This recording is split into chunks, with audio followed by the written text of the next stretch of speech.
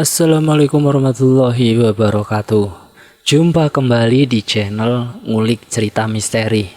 Pada kesempatan kali ini saya akan kembali lagi dengan membawakan sebuah cerita yang berjudul Sekeluarga Diserang Santet Mematikan Setelah Menjadi Orang Ketiga.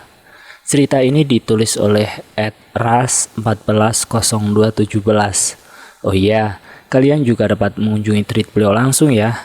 Link nanti akan Mimin sediakan di kolom deskripsi. Yuk, daripada kita lama-lama langsung saja kita masuk ke dalam ceritanya. Perkenalkan nama tokoh di sini, dia bernama Lentan. Dia adalah seorang perempuan berusia 19 tahunan kala itu. Namun sejak umur 16 tahun, dia sudah diperistri oleh seorang yang kaya raya di desa tersebut. Lentan sendiri sebenarnya tak menginginkan pernikahan itu, tapi karena orang tuanya banyak berhutang pada orang kaya tersebut, akhirnya dengan terpaksa ia melepaskan masa gadisnya dengan menjadi istri orang kaya raya yang usianya hampir setengah abad itu. Semenjak Lentan menjadi istri orang kaya yang disegani di desanya tersebut, ia kehilangan semua teman-teman sebayanya. Mereka menjauhi Lentan dengan alasan takut. Entah apa yang mereka takutkan, ia sendiri pun tidak mengerti. Hidupnya setelah menikah memang dikelilingi kemewahan.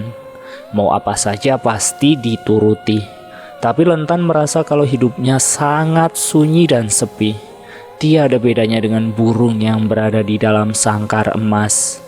Hari-hari ia lewati hanya duduk termenung di rumah mewah yang terbuat dari kayu ulin atau kayu yang mahal.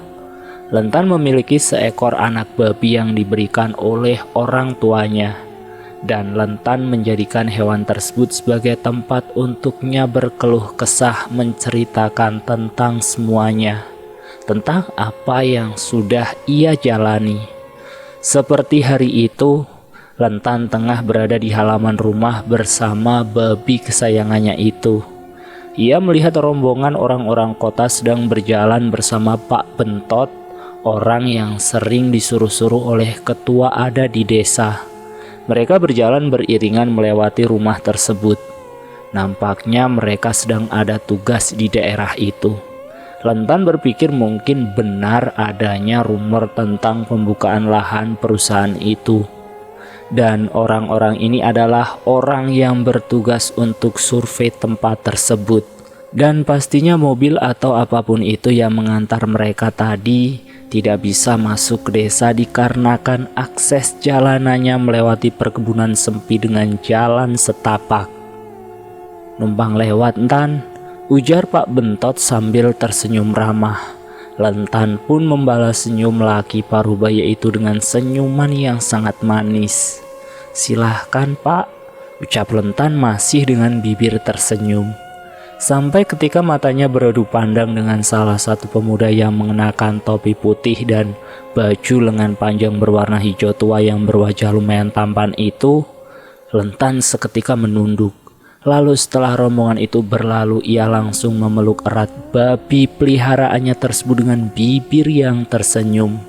Saat Lentan terbangun, ia mendapati Datun sudah berada di dalam kamarnya dengan membawa sepiring nasi upu dan ayam untuk Lentan sarapan. "Kenapa dibawa ke sini, Tun? Kan aku bisa mengambilnya ke dapur," ucap Lentan dengan tersenyum. Datun pun tersenyum. "Bagaimanapun juga, kamu itu adalah istri dari majikan kami, Tan. Jadi sudah seharusnya kami melayani kamu." Lentan menggeleng pelan, raut wajahnya yang semula cerah mendadak sedih. "Kenapa, Tan? Apa perkataanku tadi sudah menyinggung perasaanmu?" tanya Datun dengan was-was. "Tidak, aku sama sekali tidak tersinggung kok. Hanya saja aku berpikir ini semua terlalu berlebihan untuk seseorang sepertiku." "Oh iya, apa kau tak ingin ke rumah orang tuamu?" tanya Datun membuat Lentan mengerutkan keningnya. "Memangnya orang tua itu sudah pergi?" ujar Lentan balik bertanya. "Sudah, Katanya tadi akan pergi selama 2 minggu lebih, kalau tidak ada kendala di perjalanan. Jadi kau bisa pergi kemanapun yang kamu mau, kata Datun diiringi tepuk tangan kegirangan dari Lentan. Memang selama bertahun-tahun itu, Lentan akan keluar rumah dan berjalan-jalan jika suaminya tidak ada di desa. Dan biasanya suami Lentan akan pergi sekitar 3 hingga 7 bulan sekali selama beberapa minggu untuk mengurus pengiriman bahan-bahan seperti getah rotan dan lain-lainnya. Dan saat itulah Lentan akan bebas bepergian ke rumah orang tuanya atau hanya sekedar menikmati sepanjang hari dengan bermain bersama anak-anak kecil di desanya. Selesai makan dan mandi, ia berjalan dengan langkah yang riang menuju rumah orang tuanya. Dan saat ia melewati rumah ketua adat, terlihat beberapa orang tengah mengobrol-obrol santai sambil mengunyah sirih.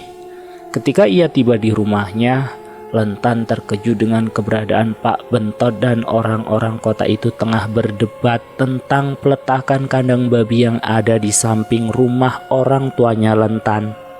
Tapi kandang babi yang diletakkan bersebelahan dengan rumah seperti ini sangat tidak bagus untuk kesehatan, Pak. Nanti akan menimbulkan berbagai macam penyakit, apalagi ini kotorannya dibiarkan menumpuk dan kandang pun jarang dibersihkan, ujar salah seorang di antara mereka. Buktinya kami sekeluarga tak sakit sampai saat ini. Kami sehat kok. Dan lagi kandang ini tidak bisa dibersihkan setiap hari. Karena bila babi-babi ini makan dan berak, pasti akan kotor lagi kandangnya.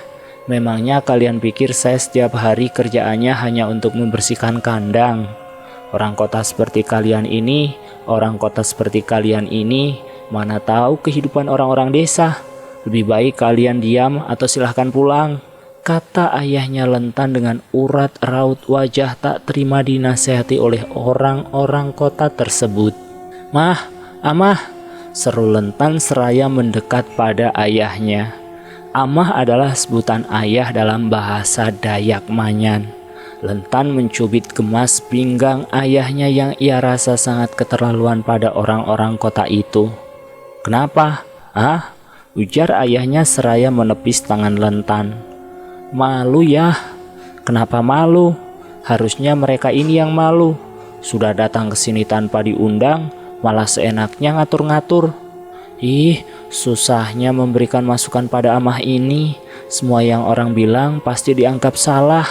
Ya sudah Pak Bentot, kalau memang tidak ada yang ingin mereka bicarakan lagi, Bapak bawa mereka pergi dulu. Si Amah biar saya yang tangani.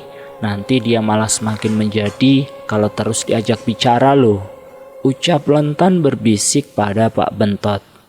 Setelah kepergian Pak Bentot dan orang-orang kota tersebut, Lentan mulai merayu ayahnya untuk memindahkan kandang babi itu beberapa meter ke belakang rumah. Iya mah, demi kesehatan ibu, nenek, kakek, dan kalian semua tentunya, bujuk Lentan. Ya sudah, kalau kamu yang nyuruh, besok Amah akan pindahkan kandangnya ke belakang. Lentan tersenyum seraya mengelus-elus lengan ayahnya itu. Si pemuda kota yang sedari tadi mengintip dari balik pohon nampak ikut tersenyum melihat kedekatan ayah dan anak tersebut. Hai, sapa seseorang ketika Lentan tengah bermain mengumpulkan biji getah di pinggir kebun karet. Lentang mematung dengan tangan yang masih memegang biji-biji getah. Kenapa? Tanya si pemuda tersebut. Kenapa? Ada yang bisa kubantu? Ucap Lentan tergagap. Tidak kok. Aku hanya ingin berkenalan denganmu dan juga ingin berterima kasih karena sudah membujuk ayahmu untuk memindahkan kandang babi peliharaan kalian. Oh, itu. Iya. Tidak masalah, sama-sama. Maksudku, apa yang kalian katakan itu memang benar. Kandang yang dekat dengan rumah akan menimbulkan penyakit. Bukannya hanya kandang babi, tapi juga termasuk kandang ayam, kandang bebek, dan kandang-kandang yang lainnya. Ya kan? Ujar Lentan membuat si pemuda tertawa. Iya, benar sekali. Dan itulah tujuan kami datang kemari. untuk mengarahkan warga-warga di desa ini untuk bisa lebih hidup sehat lagi dan membuat sedikit perubahan yang lebih baik, ucap si pemuda. Jadi, kau bukan orang survei? Hah? Survei? Bukan, aku bukan orang perusahaan. Aku malah masih sekolah kok. Oh iya, kenalkan namaku Putra Ramadan.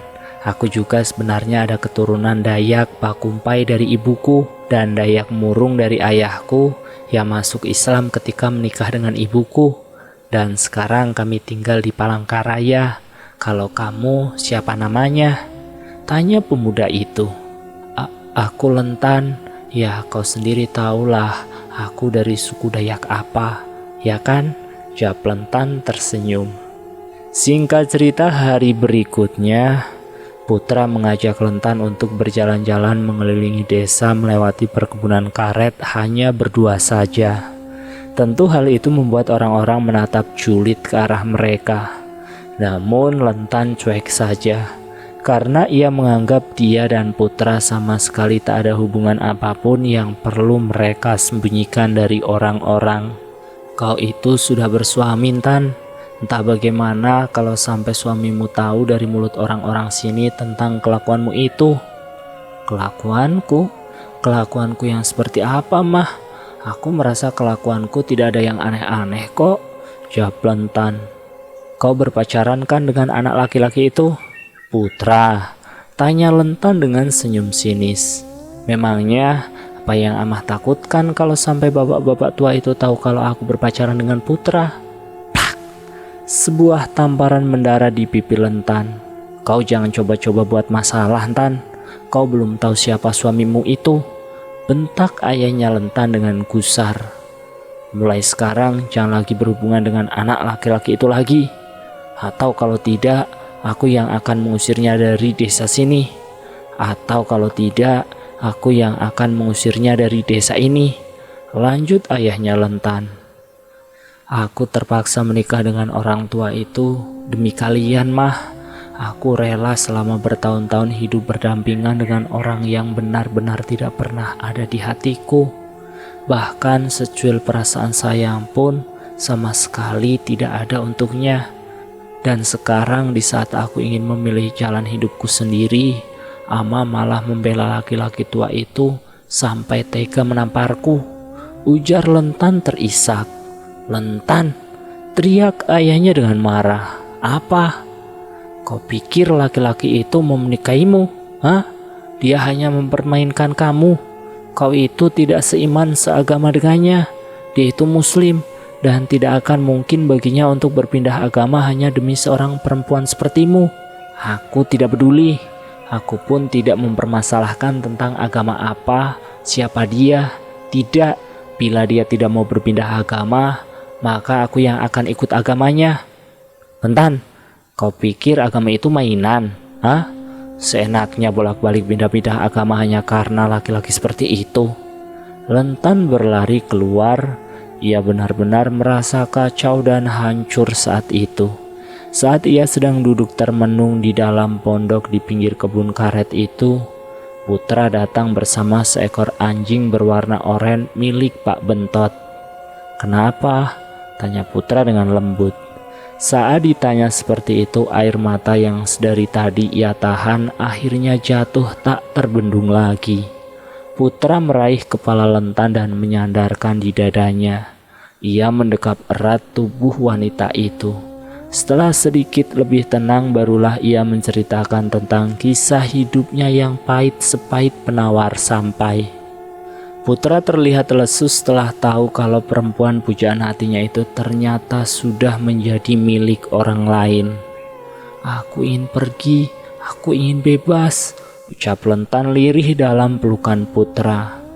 Suasana sedih itu perlahan-lahan menjadi hangat ketika mereka mulai terbawa suasana. Apalagi saat Putra mulai mencumbui Lentan. Dan akhirnya terjadi sesuatu yang tak bisa dijelaskan. Aku akan menemui suamimu kalau dia sudah datang. Aku akan memintamu secara baik-baik padanya, ucap Putra dengan mantap. Lentan tersenyum senang. rasa sedihnya mulai hilang. Ia melihat kalau masih ada secercah sinar harapan untuk hidupnya bahagia bersama dengan orang yang benar-benar memiliki arti besar dalam hidupnya.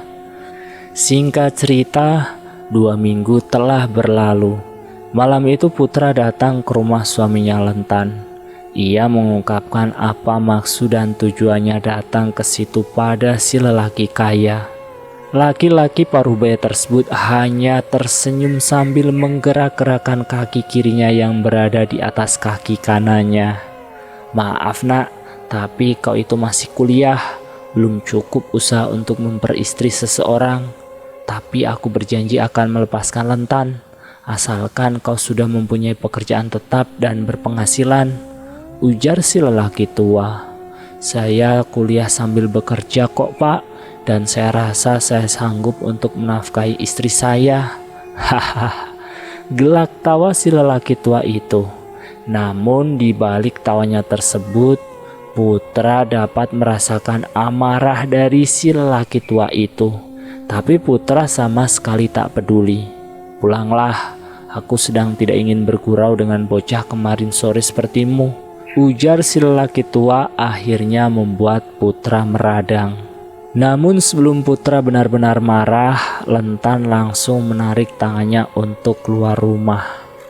"Aku sekarang tahu kau memang bersungguh-sungguh padaku, tapi kau tidak perlu terpancing emosi.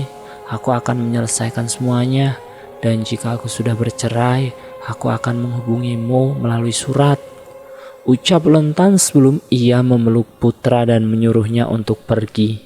Dan tanpa mereka sadari, si lelaki tua sudah melihat perbuatan mereka berdua. 2 bulan telah berlalu. Semenjak Putra pulang dari desa itu, ia mendapati kejadian memilukan di keluarganya. Mulai dari ayahnya yang terkena penyakit aneh mirip seperti cacar, namun isi cairannya berupa darah dan nanah. Jika dipecahkan satu, maka akan tumbuh 2 atau 3 lagi yang baru. Bola matanya juga memerah dan urat-urat matanya begitu jelas kelihatan. Bahkan rambut-rambut ayah Putra mulai rontok dan bernanah. Keadaannya sangat parah sekali. Sudah dibawa berobat ke dokter, tapi dokter pun tidak mengetahui apa penyakit yang diderita ayahnya Putra. Hanya berselang 3 hari setelah diberikan obat dan suntikan dari dokter, ayahnya Putra meninggal dunia. Dengan semua cacar anehnya yang terkelupas mengeluarkan darah dan nanah yang membekas di spray. Perut ayahnya pun membesar, dan ketika jenazah dimandikan, isi perutnya yang berupa cairan berwarna kuning kemerahan berbau sangat busuk itu keluar begitu saja, hingga membuat bingung dan kaget para pemandi jenazah. Cairan yang keluar tidak juga berhenti. "Kalau menunggu bisa-bisa sampai nanti tidak selesai-selesai pak," ujar salah satu bapak-bapak yang ikut memandikan jenazah ayahnya Putra. "Ya sudah, coba ditekan pelan-pelan bagian perutnya." Saat ditekan, cairan itu keluar sangat banyak. Baunya yang sangat busuk membuat beberapa bapak-bapak yang lainnya sampai muntah-muntah. Setelah perutnya sudah mulai mengempis, mereka pun melanjutkan kembali pemandian jenazah yang tertunda. Namun lagi-lagi kejadian aneh muncul. Bagian perut jenazah yang tadinya sudah mengempis malah sekarang terlihat seperti ada sesuatu yang bergerak-gerak di dalamnya.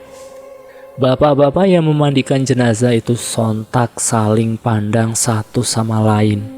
Dari tatapannya tentu mereka kebingungan dengan apa yang terjadi. "Seumur-umur baru kali ini aku melihat jenazah seaneh ini."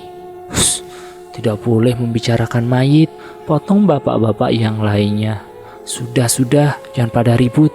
Tugas kita di sini untuk membersihkan dan memandikan jenazah, bukan untuk membahas hal yang tidak penting." Semua orang yang berada di situ tertunduk. Mereka kembali melanjutkan pemandian jenazah ayah Putra meski yang bergerak-gerak di dalam perutnya itu masih terlihat sangat aktif. Baru saja akan dikafani, Seekor ular lapak catur atau ular berbelang hitam putih yang cukup besar keluar dari lubang, dari lubang duburnya. Astagfirullah. Sontak orang-orang yang mengkafani langsung berlarian. Dan ketika Putra memeriksa keadaan jenazah ayahnya, ia tak mendapati ular atau apapun yang aneh pada jenazah ayahnya tersebut. "Tidak ada apapun kok, Pak," ujar Putra. Setelah yakin kalau ular yang tadi mereka lihat sudah pergi, bapak-bapak yang mengkafani pun kembali melanjutkan tugasnya. Setelah selesai dan keranda pun sudah siap, mereka pun pergi ke masjid untuk menyolatkan jenazah untuk yang terakhir kalinya. Setelah sampai di pekuburan, terlihat beberapa orang keluarga jauh Putra yang baru saja selesai menggali lubang makam yang akan digunakan untuk mengkuburkan jenazah ayahnya. "Sabar ya Put, sekarang tugasmu menjaga ibu dan saudara-saudaramu," ucap pamannya sembari memeluk erat pemuda tersebut. "Insyaallah Mang." Saat jenazah akan dimasukkan ke dalam liang lahat, terlihat bercak-bercak merah di kain bagian kepala jenazah. "Darah, kepalanya berdarah. Bagaimana ini Pak? Kain kafan di rumah tadi masih ada?" "Tidak ada Pak, sisanya hanya sedikit. Tidak akan cukup Pak." "Kalau kain kafan di masjid?" "Ya itu Pak, yang tadi digunakan untuk mengkafani jenazah ini." "Ya sudah, kalau memang tidak ada lagi kain kafan yang bisa digunakan, makamkan saja seperti itu," ujar bapak-bapak yang lain pasrah dan langsung disetujui oleh orang-orang yang berada di pemakaman. Ibunya Putra menangis terseduh-seduh. Sedih sudah tentu. Dan semakin bertambah sedih lagi ketika melihat suaminya dimakamkan dengan keadaan seperti itu. Menjelang tahlilan ketiga, ibunya Putra akhirnya jatuh sakit. Badannya gemetar dan tak henti-hentinya mengeluarkan keringat dingin. Bagian perut ibunya pun juga terlihat lebih besar dari sebelumnya. Padahal selama 3 hari ini beliau tidak teratur makan. "Putra," ucap ibunya pelan dan hampir tak terdengar. "Iya Mah, Putra ada di sini Mah." Putra menggenggam erat tangan ibunya itu dengan perasaan was-was tak karuan. "Perutku sakit Put." "Sakit kah Mah? Ya Allah, Putra panggilkan dokter saja ya Mah." "Tidak usah Put, jangan. Tolong kamu oleskan dengan minyak kayu putih saja ya Nak," kata ibunya Putra dengan lirih. Putra menghela nafas, lalu ia meraih botol minyak kayu putih yang berada di dekat bantal ibunya. Perlahan-lahan Putra mulai mengolesi perut ibunya dengan minyak kayu putih. Putra terdiam ketika merasakan perut ibunya sangat keras seperti orang yang sedang hamil. "Mah, ini perutnya keras sekali. Apa mungkin sedang masuk angin ya?" Ibunya tak menjawab pertanyaan Putra. Kak Putra, Aziz muntah darah Kak," ujar adik bungsunya. Putra langsung bergegas keluar kamar ibunya dan mendapati Aziz yang sudah tergeletak lemas tak berdaya di lantai. Di saat yang bersamaan pamannya Putra datang. "Ya Allah, ini kenapa adikmu Putra?" tanya pamannya sembari mengecek pergelangan tangan Aziz untuk memastikan kalau anak itu masih hidup. "Saya juga tidak tahu Mang, tadi saya di dalam kamar Uma karena Uma sedang sakit perut. Lalu Roni memanggil saya memberitahukan kalau Aziz muntah darah. Dan saat saya kesini, Aziz sudah seperti itu keadaannya." "Ada yang tidak beres ini Put, ada yang tidak beres," ujar pamannya sembari berusaha mengangkat tubuh Aziz. Meski penasaran, Putra mengurungkan niatnya untuk bertanya dan lebih memilih untuk membantu mengangkat tubuh adiknya menuju ke dalam kamar. "Cepat ambilkan air putih," perintah sang paman kepada Putra. Dengan sigap Putra berlari ke arah dapur dan mengambil segelas air untuk pamannya. Kemudian sang paman terlihat mendoakan air tersebut lalu meniupnya. Setelah itu beliau meminumkan air itu kepada Aziz dan sisanya dan sisa airnya digunakan untuk mengompres bagian kepala hingga perut adiknya. Beberapa saat kemudian Aziz mulai tersadar. Aziz terbatuk. "Apa yang kamu rasakan, Ziz?" tanya paman sembari mengelus-elus kepala keponakannya tersebut. "Tenggorokan saya rasanya sakit sekali, Mang.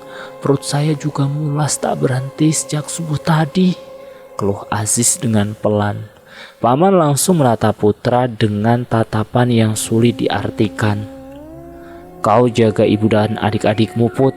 Amang akan ke desa sebelah, ke rumah Pak Sabirin. Sebentar lagi bibimu akan datang bersama keluarga yang lain. Jadi kau tunggu di rumah saja," ujar sang paman sebelum pergi. Beliau memberikan sebuah buntalan kain kuning berukuran kecil kepada putra. "Jangan berhenti berdoa, nak. Jaga ibu dan adik-adikmu, dan ini simpan untuk jaga-jaga bila nanti terjadi sesuatu yang buruk pada ibu dan adik-adikmu." "Ini apa, Mang? Lalu diapakan? Kalau misal nanti Amang pergi dan terjadi sesuatu pada ibu juga adikmu, kau rendam benda ini lalu beri minum pada mereka," pesan pamannya. Putra mengangguk. Dalam hatinya terasa was-was dan tak karuan.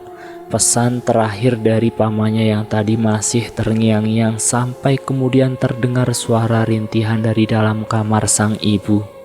Ibunya terus merintih sambil memegangi perutnya yang semakin membesar dari sebelumnya. Putra ternganga, takut dan bingung campur aduk ia rasakan.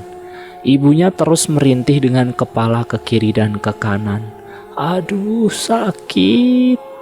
Mah, ini Putra, Mah. Umah kenapa, Mah?" isak Putra. Sesaat kemudian ia teringat akan buntalan yang diberikan oleh pamannya tadi. Dengan sigap Putra mengambil segelas air putih dan membuka buntalan kain tersebut.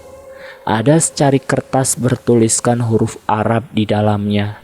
Tanpa pikir panjang, Putra lantas memasukkan kertas itu ke dalam gelas dan kemudian meminumkannya pada sang ibu yang masih nampak sangat kesakitan. Setelah separuh air itu berhasil diminumkan kepada ibunya, wanita itu mulai tenang kembali. Ibunya kemudian tertidur dengan dengkuran yang cukup nyaring. Putra memperhatikan perut sang ibu yang perlahan-lahan mulai mengempis. Dan dari bawah tapih ibunya terlihat cairan yang pada awalnya Putra kira ibunya mengompol. Namun ketika Putra akan mengganti tapih ibunya, terlihat cairan itu rupanya bercampur dengan darah, yang tentu saja bukan air kemih. Baunya pun sangat busuk. Berkali-kali Putra mengganti tapih ibunya, namun cairan yang keluar itu tak kunjung berhenti. Kak Aziz," panggil Roni dari arah luar kamar. Putra tak serta-merta keluar.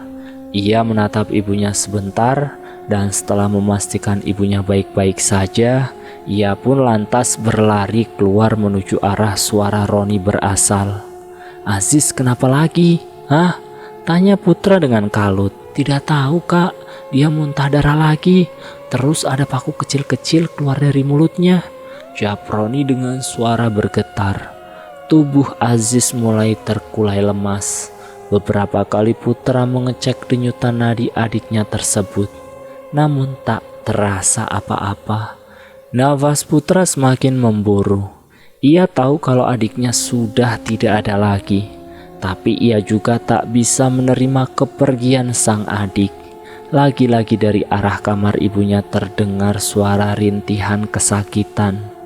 "Bangunkan Aziz, Ron," perintah Putra dengan nyaris putus asa dengan keadaan yang ia hadapi saat itu. Roni yang tak terlalu mengerti dengan yang terjadi kepada Aziz mencoba terus membangunkannya ketika Putra sudah keluar dari kamar tersebut.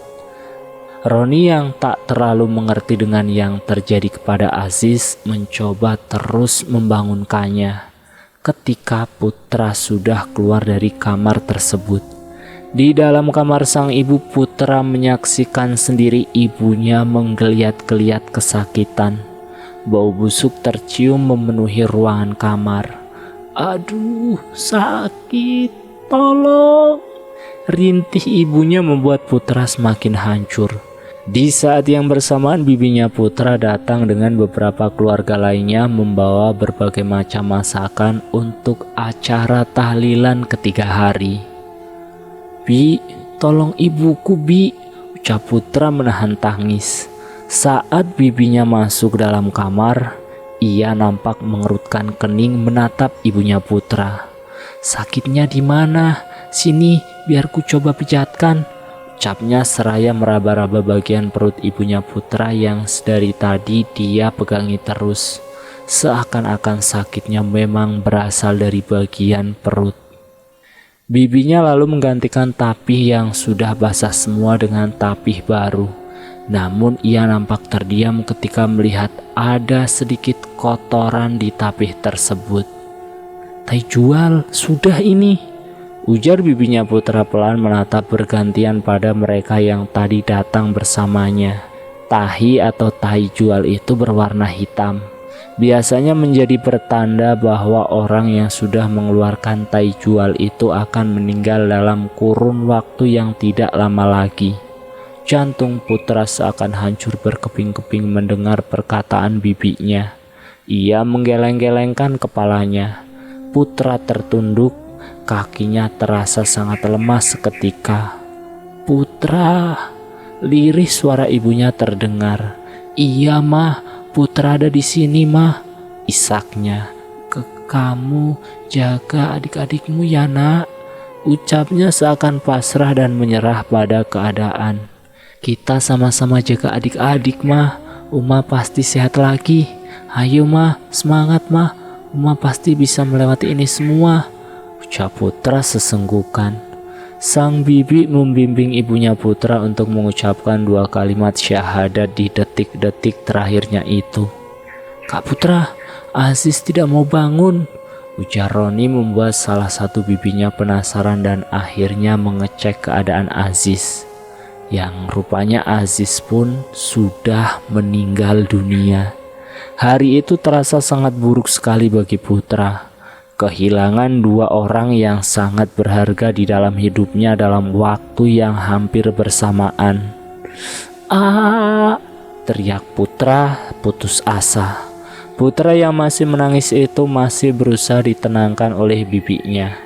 Dan yang lain mulai membacakan Yasin di dekat jenazah ibunya dan Aziz yang sudah ditutup menggunakan kain panjang. Malam harinya pamannya datang bersama Pak Sabirin dan dibuat sangat terkejut dengan apa yang sudah terjadi dalam waktu yang lumayan singkat itu. Pak Sabirin membuka penutup jenazah, beliau mengangguk-angguk lalu menutup kembali kain jenazah tersebut. Lalu beliau mendekati Putra dan mengelus-elus bahu pemuda tersebut. Setelah puas menangis, akhirnya Putra tertidur di pangkuan sang paman. Lelaki itu terus mengelus-elus kepala Putra sampai Putra terlelap. Setelah pemakaman ibu dan adiknya, Putra masih duduk bersimpuh di dekat pusara makam sang ibu. Ia benar-benar tak menyangka akan menjadi yatim piatu dalam kurun waktu yang secepat itu. Saat Roni dan bibinya sudah pulang lebih dulu, pamannya mengajak Putra untuk singgah sebentar di depan pos. "Putra, Pak Sabirin mengatakan padaku kalau yang kalian hadapi ini sebenarnya adalah santet. Santet ini sebetulnya ditujukan untukmu. Tapi karena kamu sudah mempunyai pelindung, makanya orang tua dan adikmu yang kena sasarannya." "Santet? Siapa kira-kira yang ingin menyantet saya, Mang?" tanya Putra. "Kau tak merasa buat salah pada seseorang?" tanya pamannya balik bertanya. Putra tertegun. Ia memikirkan salah apa gerangan yang sudah ia perbuat sehingga menimbulkan dendam orang yang begitu besar kepadanya. Tapi sekeras apapun ia berpikir dengan kondisinya yang masih diliputi kesedihan itu, Putra benar-benar tak bisa memikirkan apapun tentang kepada siapa dia pernah berbuat salah. "Kau ingat sesuatu?" tanya pamannya memancing. Putra menggeleng. "Nanti kalau sudah sedikit tenang, cobalah kau ingat-ingat lagi kepada siapa kau pernah berbuat salah. Amang hanya bisa mendoakan yang terbaik untukmu dan Roni Put," Setelah sebulan berlalu, Putra dan Roni kini tinggal bersama paman dan bibinya. Kehidupan mereka memang tidak sebahagia dulu. Tapi dengan adanya paman dan bibinya sedikit mengurangi rasa sedih juga kesepian mereka. Mang, aku ingat sesuatu Mang, tapi entahlah aku juga kurang yakin. Tapi yang aku ingat, aku hanya pernah berbuat salah pada satu orang itu Mang, ujar Putra di suatu hari ketika pamannya tengah duduk di teras rumah. Siapa Put? Putra menghela nafas panjang lalu kemudian menceritakan apa yang dulu ia pernah alami. Ceritamu sama persis dengan yang diceritakan oleh Pak Sabirin tempo hari Put, gumam paman Putra. Lalu menurut Amang, aku harus apa? Tanya Putra. Dendam tak akan menyelesaikan masalah Put. Yang terjadi pada orang tuamu itu memang sudah takdirnya. Lebih baik untuk menuntaskan semuanya, kamu pergilah minta maaf pada orang tersebut. Bagaimanapun juga, kamu yang lebih dulu menabuh genderang. Jadi apa salahnya kalau kau juga yang lebih dulu meminta maaf Put? Nasihat paman Putra. Hatiku rasanya sulit untuk memaafkan apalagi meminta maaf pada orang yang nyata-nyata sudah membunuh orang tua dan adik saya Mang, ucap Putra. Pamannya terdengar menghela nafas panjang. Pikirkanlah Put, dan lakukan apa yang menurutmu paling baik, ujar paman sebelum beranjak pergi. Setelah hampir 2 minggu ia memikirkan perkataan pamannya itu, akhirnya Putra memutuskan untuk meminta maaf pada suami Lentan, wanita pujaan hatinya tersebut. Namun sesampainya di rumah orang tua Lentan, ia disambut dengan acuh dan dingin sekali. Apa Lentan masih tinggal di rumah suaminya? Tanya Putra dengan pelan. Mau apa lagi kau? Hah? Bentak ayahnya Lentan. Saya hanya ingin meminta maaf sudah menjadi orang ketiga dalam rumah tangga Lentan Pak. Jujur, saya memang sangat menyayangi putri Bapak. Bahkan karena cinta buta saya itu, kedua orang tua dan adik saya menjadi korban. Dan saya kemari tidak ada maksud lain kok Pak, kecuali ingin meminta maaf agar masalah ini tidak berkepanjangan lagi, tutur Putra dengan sedih. Ayah Lentan terdiam, kepalanya menunduk, raut wajahnya nampak sangat sedih. Lentan sudah tidak ada, dia mati tidak lama setelah kau pergi, ucap lelaki itu bergetar. Dan Putra tertunduk lemas. Semenjak kau pergi, Lentan kemudian jatuh sakit. Sakitnya aneh dan sangat sulit disembuhkan. Itulah yang kutakutkan dulu jika Lentan masih saja berhubungan denganmu.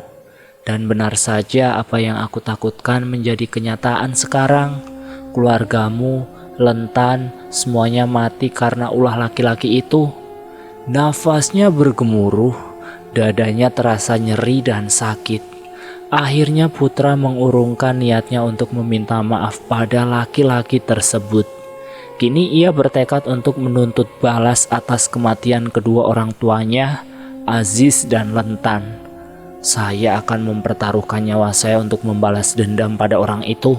Saya tak peduli berapa besar dosa yang akan saya tanggung, ujar Putra mantap dengan keputusannya. Mendengar tekad Putra tentu ayahnya Lentan sangat mendukung. Lalu rencanamu bagaimana? Tanya ayah Lentan.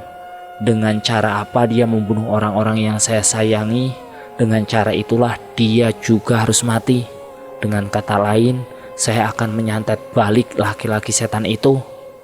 Kalau dukun di daerah sini, tipis harapanmu bisa menyantet orang itu Put. Karena setauku orang tersebut mengenal semua dukun di daerah ini, ucap ayah Lentan. Saya akan mencari ke tempat lain Pak. Menginaplah di rumahku untuk semalam Put, pinta ayah Lentan ketika Putra bermaksud pergi. Malam itu Putra tidur dengan beralaskan kasur tipis bekas Lentan dulu. Putra meraba dan mengelus kasur tersebut. Maafkan aku Lentan, ucapnya dalam hati. Di luar rumah terdengar suara orang tua Lentan sedang berbicara dengan seseorang dalam bahasa Dayak Manyan yang tentu tak dimengerti oleh Putra.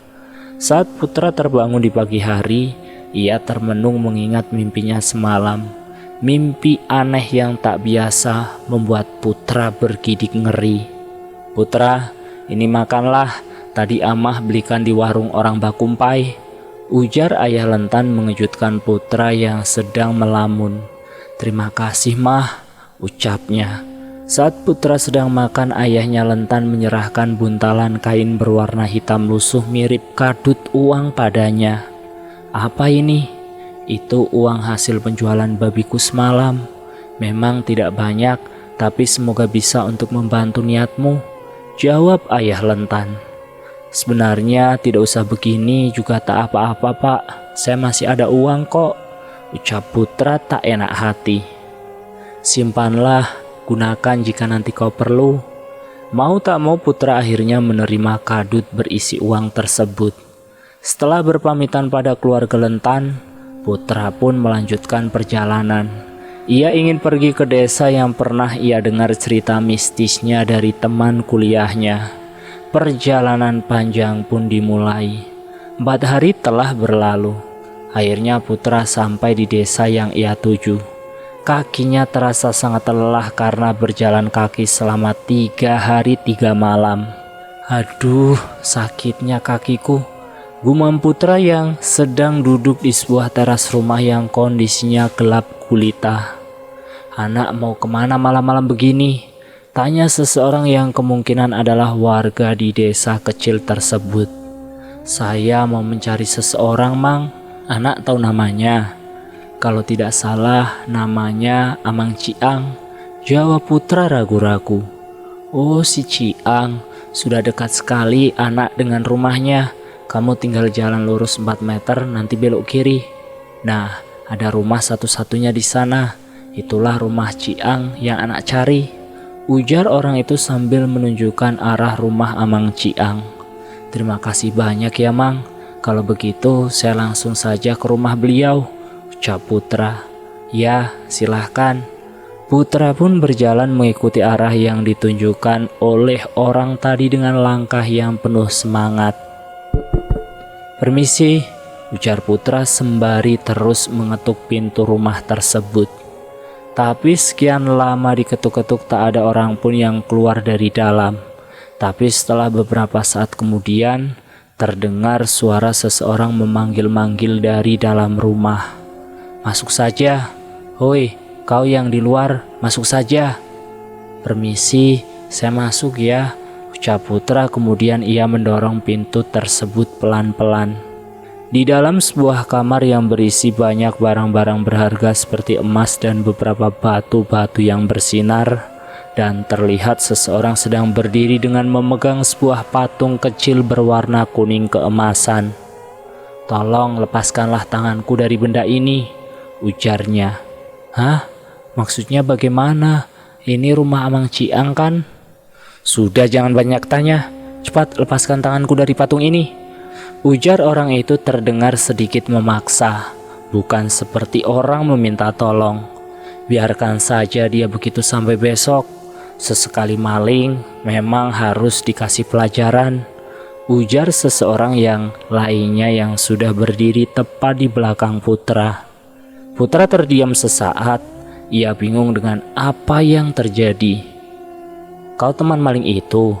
tanya lelaki yang baru datang tadi pada Putra. "Bukan, Mang. Bukan. Saya justru mau cari Amang Ciang kemari. Tadi diberitahu oleh salah satu warga kalau rumah Amang Ciang itu di sini. Sesampainya saya di sini, orang itu sudah dalam keadaan begitu, Mang." "Mau mencariku? Ada apa? Rasanya aku tidak pernah mengenalmu." Putra kemudian memperkenalkan diri dan menceritakan niatnya bertemu Amang Ciang. Lelaki berusia 35 tahunan itu mengangguk sambil tersenyum. "Oh, jadi cerita tentangku sudah dikenal oleh anak sekolahan rupanya ya," gumamnya sambil tersenyum. "Kau punya sesuatu yang dimiliki orang itu?" tanya Mang Ciang. "Punya, Mang. Bajunya dan nama panjangnya juga saya tahu," jawab Putra antusias. "Bagus kalau begitu. Sesaat kemudian Amang Ciang berjalan ke arah si lelaki tadi, lalu kemudian ia melakukan sesuatu dan akhirnya si lelaki itu pun bisa terbebas. Wow, gumam Putra dengan kagum. Hebat, bagaimana bisa seperti itu, Mang? Tanya Putra. Itu namanya lantuk. Di rumah ini sudah dipenuhi dengan minyak lantuk. Jadi siapapun yang masuk dan berniat tidak baik tidak akan bisa bergerak atau keluar dari dalam rumah ini sampai aku datang. Wow, mari ikut aku, ajak Mang Ciang pada Putra. Lelaki itu mengajaknya ke sebuah ruangan yang dipenuhi dengan barang-barang aneh. Mana bajunya? Dan tolong tulis namanya di kertas ini. Setelah melakukan apa yang disuruh oleh Mang Ciang, ia kemudian duduk berhadapan dengan laki-laki tersebut.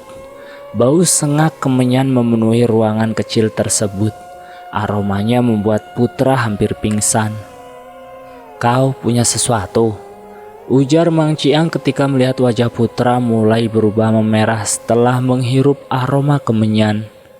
Sebuah telur ayam digulung di dalam baju tersebut. Lalu kemudian dibacakan sesuatu dan diasapi. Tapi beberapa saat kemudian Mang Ciang menghadap ke belakang. Dan brak, telur di dalam baju itu pun pecah. Sialan, dia bukan orang biasa.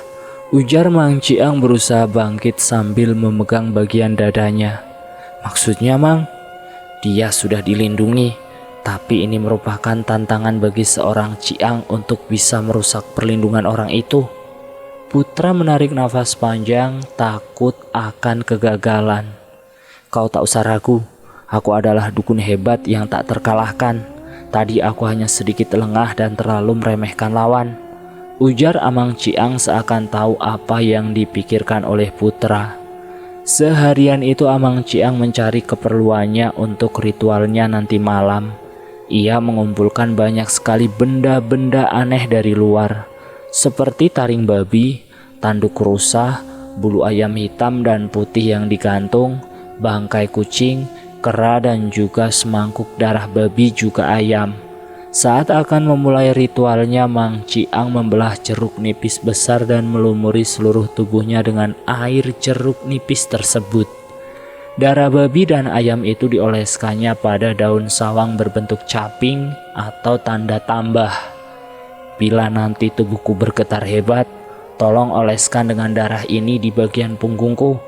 Pesan Mang Ciang membuat Putra was-was. Singkat cerita, ritual pun akhirnya dimulai. Mang Ciang membaca sesuatu hampir mirip seperti lantunan sebuah lagu. Ruangan itu tiba-tiba terasa lain.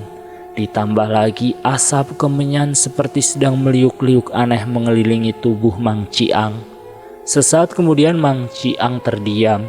Tubuhnya mulai dibanjiri keringat. Perlahan-lahan keringat-keringat yang keluar itu berubah warna menjadi merah dan berbau amis darah. Seketika tubuh Mang Ciang bergetar hebat, membuat Putra panik dan takut. Tapi ia tetap melakukan apa yang sudah dipesan oleh Mang Ciang tadi. Saat darah itu selesai dicapingkan pada ujungnya, tubuh Mang Ciang pun berhenti bergetar. Dan anehnya daun sawang yang dipegang oleh Mang Ciang itu tiba-tiba robek dengan sendirinya. Melihat hal itu, Putra memberanikan diri untuk mengganti daun sawang tersebut dengan yang baru dan lebih besar. Sekitar hampir 1,5 jam, Mang Ciang akhirnya tersadar. Tubuhnya lunglai dan terjatuh. Keringat pun tak berhenti-hentinya keluar dan membuat Putra khawatir. Mang, Amang tidak apa-apa kan? Tanya Putra. Tapi Mang Ciang seolah tak sadarkan diri. Semalaman Putra menunggu Mang Ciang, berharap laki-laki itu sadar dan bisa memberitahukan apa yang sudah terjadi. Menjelang pagi barulah Amang Ciang bangun. Tubuhnya gemetar namun keringatnya sudah berhenti keluar. Mang, panggil Putra dengan pelan. Ucapnya dengan lirih. 3 hari kemudian keadaan Mang Ciang sudah berangsur-angsur sehat. Laki-laki itu sudah mati, tapi aku juga terkena hantaman keras ketika berhasil merusak perlindungannya. Andai bukan karena kau, Aku tak akan mempertaruhkan nyawaku seperti ini, ujar Mang Ciang. Putra terharu dengan perkataan Mang Ciang. Angkatlah aku menjadi anakmu, Mang. Aku sudah tak punya orang tua lagi, ucap Putra. Datanglah lain kali kemari, biar aku bisa menyediakan pulut dan lain-lainnya terlebih dulu untuk syarat mengangkatmu sebagai anakku. Putra tersenyum, dan setelah keadaan Mang Ciang benar-benar sehat, Putra pun kembali pulang. Tapi terlebih dulu ia singgah di kampung ayahnya Lentan untuk benar-benar memastikan apakah betul laki-laki itu sudah mati. Sesampainya di rumah orang tua Lentan, Putra disambut baik dan hangat oleh keluarga Lentan. Amah kira kau tak akan mampir kemari lagi setelah berhasil membunuh laki-laki itu, ujar ayahnya Lentan. Jadi dia benar-benar sudah mati, Mah? Tanya Putra seakan tak percaya. Ya, dia sudah mati. Kalau dari yang ku dengar, dia sakit. Ia terus-terusan berteriak mengatakan kalau bagian perutnya berongga atau berlubang, sehingga membuat isi perutnya bisa merasakan hembusan angin, cerita ayahnya Lentan. Meskipun anakku sudah mati dan tak bisa dihidupkan kembali, tapi setidaknya dia akan merasa senang karena orang yang membuatnya mati kini juga sudah mati. Putra mengangguk, ada rasa lega dan juga penyesalan setelah ia melakukan itu. Dan selesai. Itulah akhir kisah dari cerita yang berjudul Sekeluarga Diserang Santet Mematikan Setelah Menjadi Orang yang Ketiga. Semoga dalam cerita tersebut kita dapat mengambil hikmah pelajaran dalam cerita itu dan buang jauh-jauh pelajaran negatif yang ada dalam cerita tersebut. Terima kasih sudah mampir di channel Ngulik Cerita Misteri. Jangan lupa tekan tombol like, share, dan komen. Tekan subscribe untuk mengikuti video kami selanjutnya ya. Wassalamualaikum warahmatullahi wabarakatuh.